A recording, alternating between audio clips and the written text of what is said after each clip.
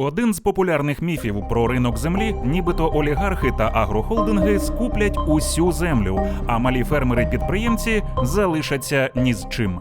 Пару десятків людей можуть володіти всією Україною. 200 людей можуть володіти всією землею в Україні. Офіційне створення латифундистів, а не допомога фермерам. Яка буде конкуренція на аграрному ринку після запуску реформи? Та чи зможуть малі та середні фермери конкурувати з більш потужними гравцями? Дивіться далі.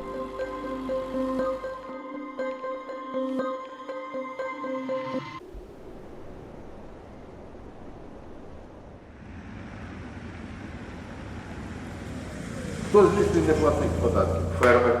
Хто пчол потравив? Фермер. Хто орендну плату дає мішок капусти, як хтось сказав, чи відро пшениці? Фермер. Мішок цибулі. Мішок цибулі. Фермер. Ви подивіться куди. Останнім часом держава веде спеціально таку політику, щоб принизити, унизити фермера і показати, що фермер не нужен. Сейчас начнется дележ земли, несанкционированный. С нами никто советоваться не будет. Мы первые попадем под раздачу. Нужно будет защищать людей. И если бы закон был принят и без то, что на 2 года, в принципе, это логический закон.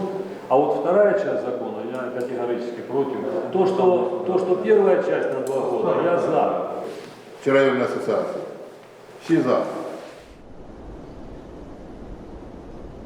У нас у фермерского хозяйства 180 гектаров, у агрофирмы 3000 гектаров. Но я самый большой арендатор в Марьинском районе.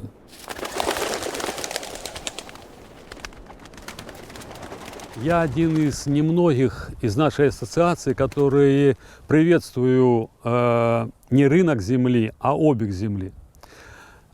И та часть закона, в которой говорится о покупке частными лицами земли на 2 года, я поддерживаю.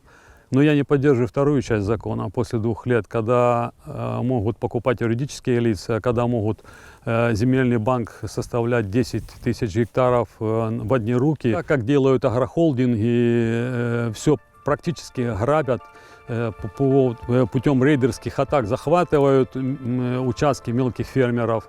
Фермери з асоціації стурбовані прийнятим законом про обіг землі сільськогосподарського призначення. Вони вважають, що за нинішніх обставин не зможуть конкурувати з олігархами та агрохолдингами, в яких є гроші на купівлю землі.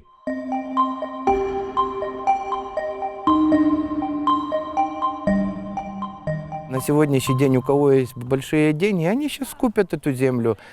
И мы прекрасно понимаем, что они ее скупят, и, возможно, они ее продадут, но только вже в 10 разів дороже. Порівняти малих з великими і говорити, одні будуть забирати від других. По-перше, про що ми говоримо? Про прозорий ринок, прозорі юридичні особи, чи ті, які працюють в тіні.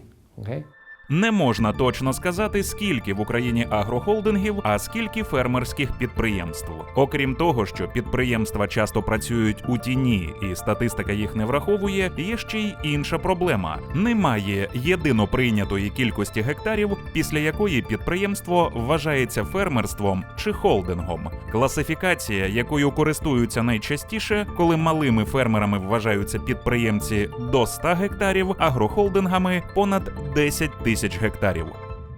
За даними онлайн-видання «Агрополіт», малі сімейні ферми обробляють близько 4,5 мільйонів гектарів земель, агрохолдинги – близько 6,5 мільйонів гектарів. Частка останніх складає близько 16% усіх сільськогосподарських угідь України. 20 найбільших агрохолдингів України, вони обробляють лише 12% землі.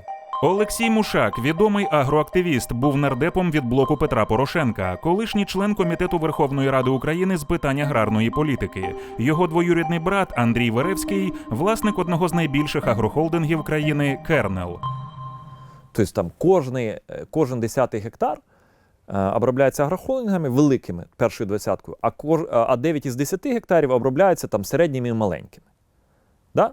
Ну, тобто, В селі якби, ви в 10 разів ймовірніше побачите там маленького чи там середнього фермера, ніж там агрохолдинг. Але всі розкажуть, що агрохолдинги всюди вони, де вони. Ну, немає. Статистика не каже, що всюди агрохолдинги. Да? Мені здається, просто наші терміни неправильні. Є малі, є середні, є великі фермери. Агрохолдинги – великі фермери. І тут тільки різниця в загальній площаді. Okay? І все. Як тільки закон про обіг землі вступить у силу, до 2024 року купити ділянки сільгосппризначення зможуть лише фізичні особи і не більше 100 гектарів в одні руки.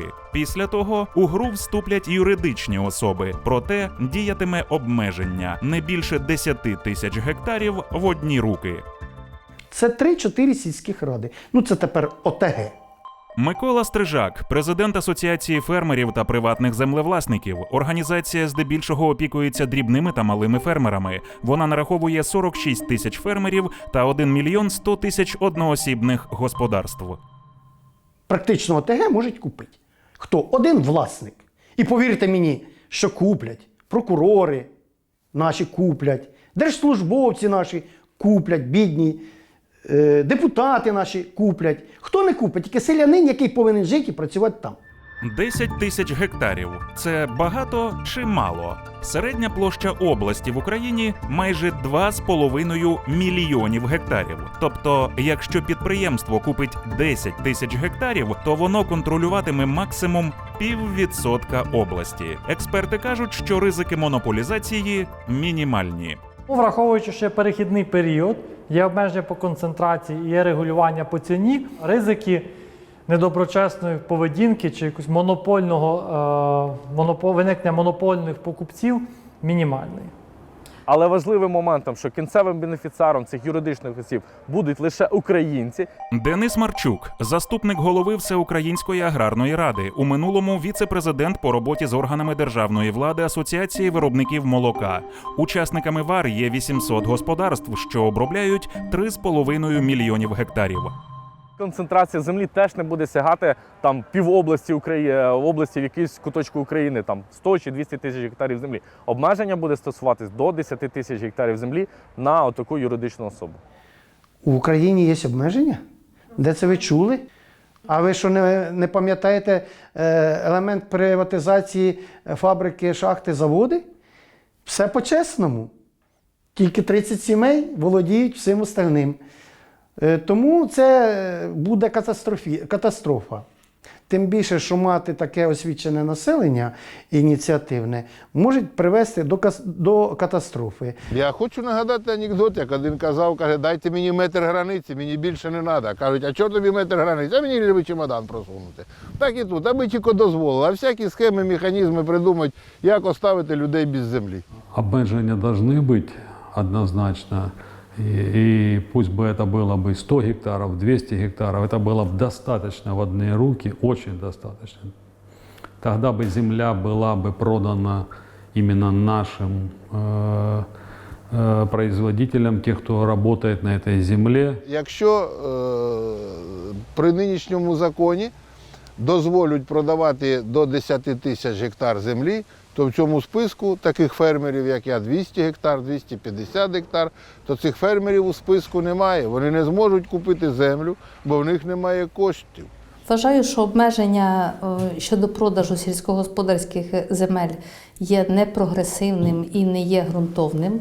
Лілія Тимакіна, директорка з юридичних питань агрохолдингу «Астарта Київ». Компанія обробляє 230 тисяч гектарів землі, займається виробництвом цукру, молока, переробкою сої та біоенергетикою. Нема жодних причин, чому б вона не мала відбутися, і вважаю те, що вона до сьогоднішнього моменту у нас земля не перебуває в обороті, це не дає розвиватись настільки, наскільки це можливо, і агробізнесу в даному випадку, і не дає можливості тим людям, які мають право власності на земельні ділянки, які отримали його в результаті розпаювання, в результаті спадкування, в даному випадку отримувати реальні кошти, якщо вони хочуть здійснити це відчуження. мы уже не сможем быть конкурентами с олигархами, с латифундистами. Это просто нереально. Наши средства и их средства, которые наворованы за 28 лет существования независимой Украины, с бюджета Украины, мы не можем быть в равных условиях. А реформа должна была направлена быть и називатися не ринок землі, а обіг землі. Тим більше, що президент нам пообіцяв, що він буде будувати європейське демократичне суспільство в Україні. І це правда. Але ж, що таке демократія? Це коли середній клас переважає 50% населення.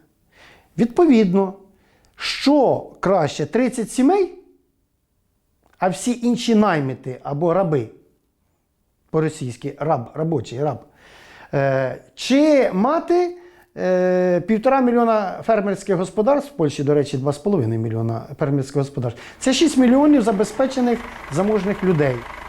Этими коровами мы занимаемся просто для души, чтобы обеспечить своих работников молоком, сыром, брынзой, творогом. У нас вот здесь 25 телок, а то быки. Мы просто их покупаем и выращиваем на мясо.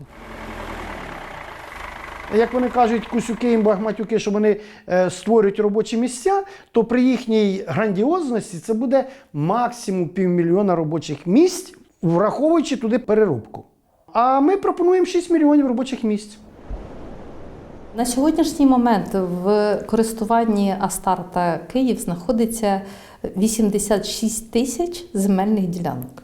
Це так само робочі місця. Ми вирощуємо цукровий буряк і ще переробляємо його на цукор. Це те, що компанія робить. Компанія – один із великих виробників цукру. Кожна 4-та ложечка цукру – це вироблено на наших заводах.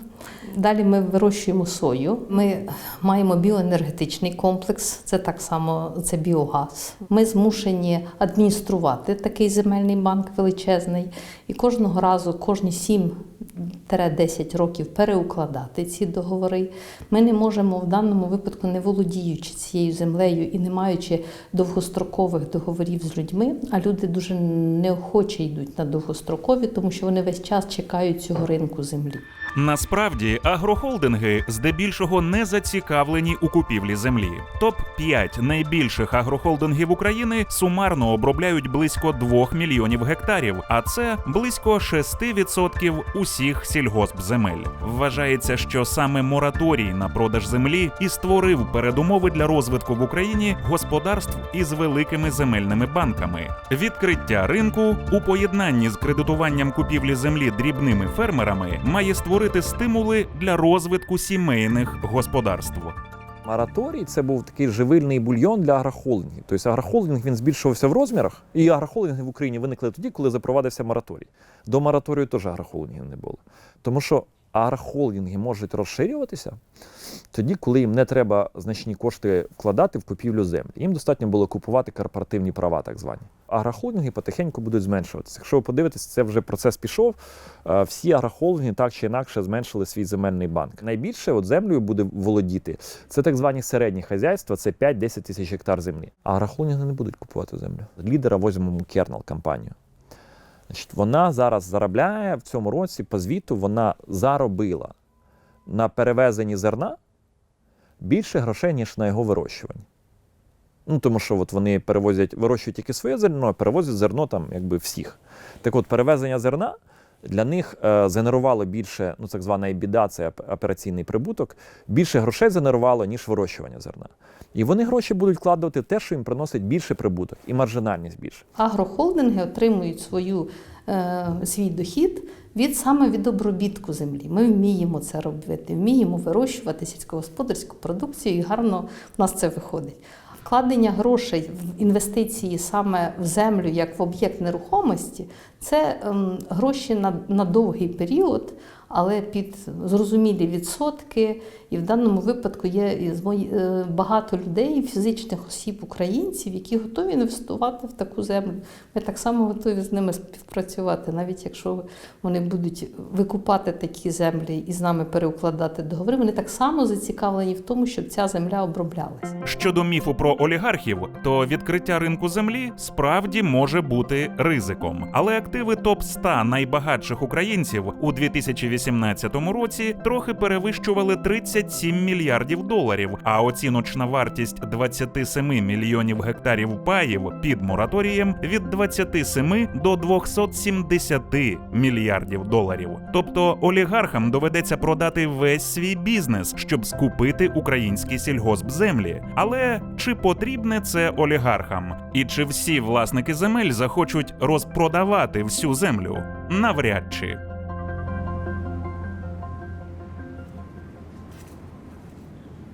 Раніше пани були, і зараз так само. Це хіба гроші у багатих є. Селянин його не закупить землі.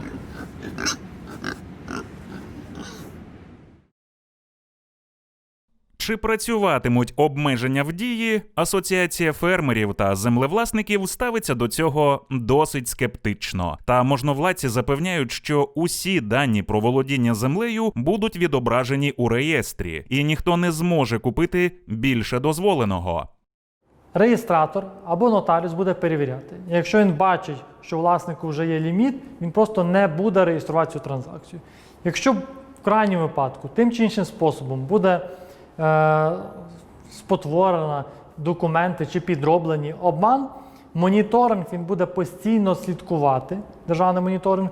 В разі виявлення порушень передбачена конфіскація цієї землі для суспільних цілей. Буде покладено і на сфери роботи і Верховної Ради України, які вони мають розробити певний контроль. Да? Це і на банки України, це і на юстицію України. Тобто повністю органи державної влади вони мають сьогодні перелік функцій для того, щоб здійснювати координацію. Умови регулювання ринку для України зараз, скажімо так, Україна обрала собі доволі жорсткі. Володіти поки що зможуть, по суті, набувати право власності перші роки тільки громадяни України, потім будуть юридичні особи, які засновані тільки громадянами України. Тому лякатися, що тут якісь олігархи іноземні скуплять всю українську землю, не треба. Україна буде мати один із найбільш жорстких механізмів регулювання ринку і, скажімо так, будуть дуже серйозні обмеження у доступі до землі навіть для підприємців вітчизняних.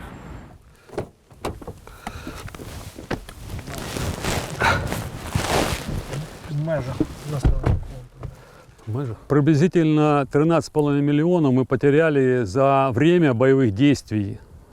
Это не считая то, что там бронетехника выдавила поля, это то, что сгорело, то, что было взорвано, то, что комбайн взорвали, уничтожили инфраструктуру, которая нам принадлежала как собственникам. Один снаряд попал именно в крышу этого здания. Вот там тоже была крыша и склад.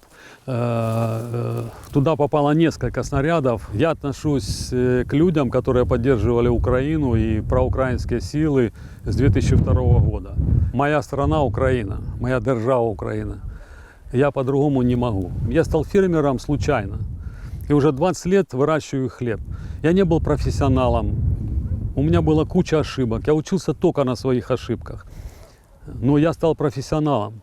И на сегодняшний день я один из успешных в Марьинском районе фермеров, которые не просто работают и зарабатывают, а еще мы понимаем, что шла война, нужно помогать армии.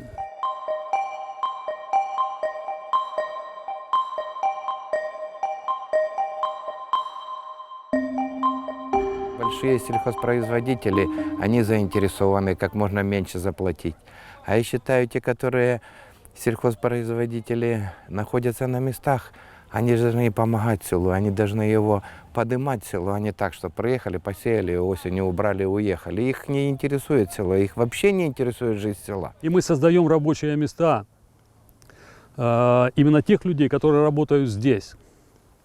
А латифундисты не заботятся о рабочих местах, они не заботятся о территории, им наплевать. просто наплевать. Их офис в Киеве, в Европе, в Америке, где угодно. Им плевать, что происходит на данной земле. Мне не плевать. Ми недалеко. Київ від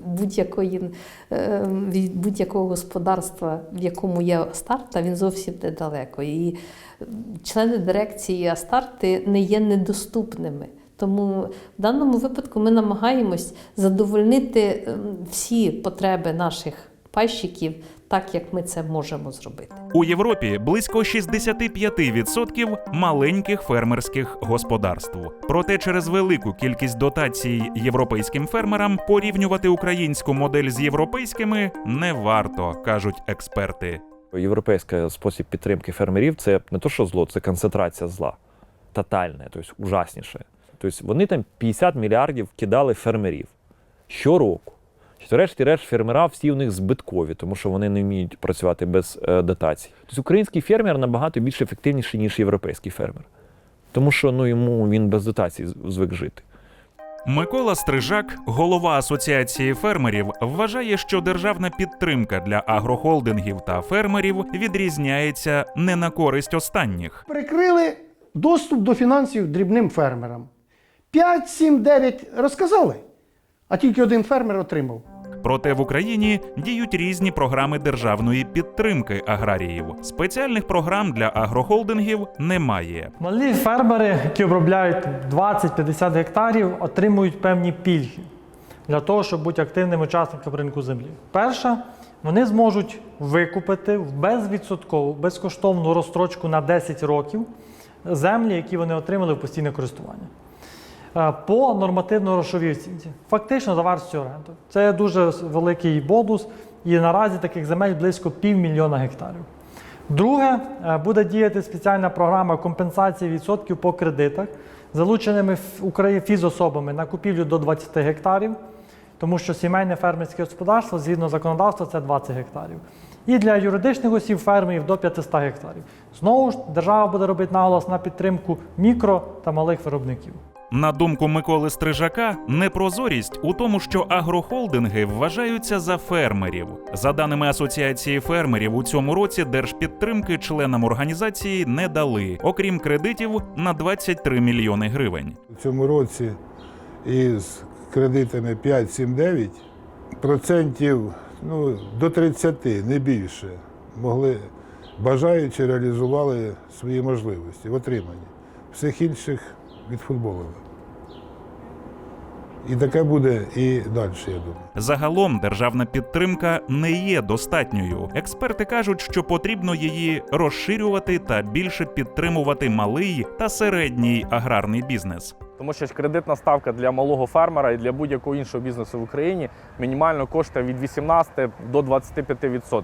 Великий агробізнес чи будь-який інший бізнес має можливість за рахунок своїх оборотів компанії отримувати ці кредити значно дешевше, більше того, отримувати їх за кордоном. І, звичайно, коли ти кредитуєшся під 2-3% і кредитуєшся під 15-16%, в цей період часу одночасно заходити в ринок землі, то на старті малий фермер вже буде програвати в 16 разів тій великій компанії, яка буде з ним сперечатися за ту чи іншу частку. Тому в цьому концепції ми говоримо також і звертаємося до президента, Кабінету міністрів діючого, щоб на період впровадження земельної реформи в Україні була розроблена система підтримки для малого фермерського господарства, для середнього бізнесу. Окрім державних дотацій та компенсацій, держава запровадила різні кредитні програми для фермерів. Це і безвідсоткові кредити через Український державний фонд, кредити для розвитку тваринництва та садівництва, компенсація сільськогосподарської техніки, здешевлення кредитів та програма «Доступні кредити» 5-7-9%. Фермери запевняють, що останньою програмою доступних кредитів зміг кредитуватися лише один фермер. І малим підприємствам, у яких земельний банк до 500 гектарів, просто не дають кредитів. То, що виділяють безпроцентні кредити через фонд підтримки фермерів, це просто незначительні деньги, і їх просто недостаточно. Говоря вже о покупке землі, де нужно дуже великі средства, говорить не приходится, нам нет куда их взять. У малого фермера проблема в тому, що в нього нелегальний оборот. Ну і там з цим для того, щоб робити, там з цим є декілька варіантів, як бути. Там є зараз кредитні гарантії, це пішла історія. Є компенсація кредитної ставки, але знову ж таки, ти повинен бізнес свій приводити в порядок, показувати, що в тебе є легальний дохід. Тоді державні програми працюють. А якщо в тебе бізнесу як такого немає, ти приходиш, кажеш, я обробляю землю, але все в готівку платиш, тому питання, що та держава повинна підтримувати. Ну, тобто, це ж тут взаємний крок. Експерти та працівники банків спростували недоступність кредитів і сказали, що кредити дають як агрохолдингам, так і фермерам під однакові відсотки. Головне для банків, щоб була позитивна кредитна історія та потрібний обіг коштів підприємства. У нас немає такої конкретної вимоги щодо обсягу землі, яка має бути у фермера. Це не є основним критерієм. Звичайно, що основним критерієм для банку завжди є платоспроможність, можливість отримувати кредити та можливість їх обслуговувати. Проте дуже часто через тіньовий ринок фермери не можуть показати грошовий обіг для кредитування. Я знаю фермерів, які беруть кредити в тих самих банках, в яких беремо і ми, і точно під такі самі відсотки, як ми беремо. Якщо ти повністю звітуєш чесно, показуєш рентабельність свого виробництва, показуєш чесно всю продукцію, яку ти виробив, ту кількість податків, яку ти сплатив. Тобто, якщо ти репутаційний клієнт і маєш цю репутацію вже не один рік, то і банк тобі, не дивлячись на те, холдинг ти чи не холдинг, дасть кредит на тих самих умовах. Дрібним та малим фермерам варто було би об'єднуватись у кооперативи. Об'єднавшись, вони змогли би стати потужними, конкурентно-спроможними організаціями. В Україні діє усього лише близько 1000 сільськогосподарських виробничих кооперативів. Чому мало кооперативів? Тому що багатьох із малих фермерів працюють в тіні, не платять податків, все в кеш. І так далі. Тобто держава з цим має боротися. У нас в Украине произошла единственная успешная реформа, это земельная. И когда-то кто-то может говорить, что она неполноценная. Да, может быть.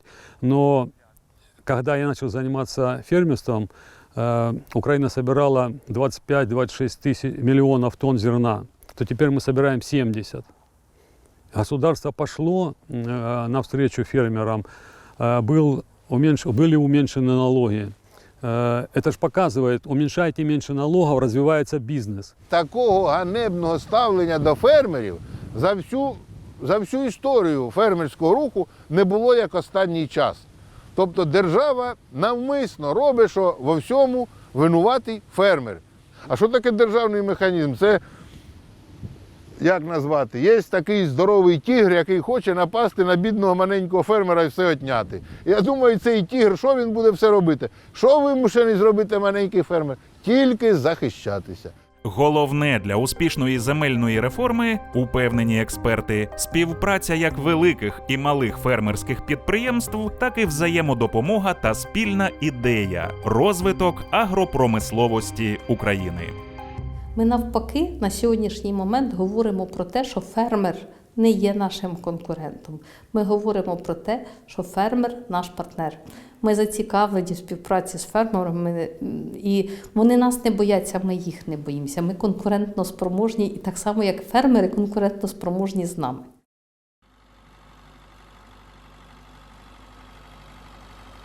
Верю, что все будет лучше, но для этого надо работать.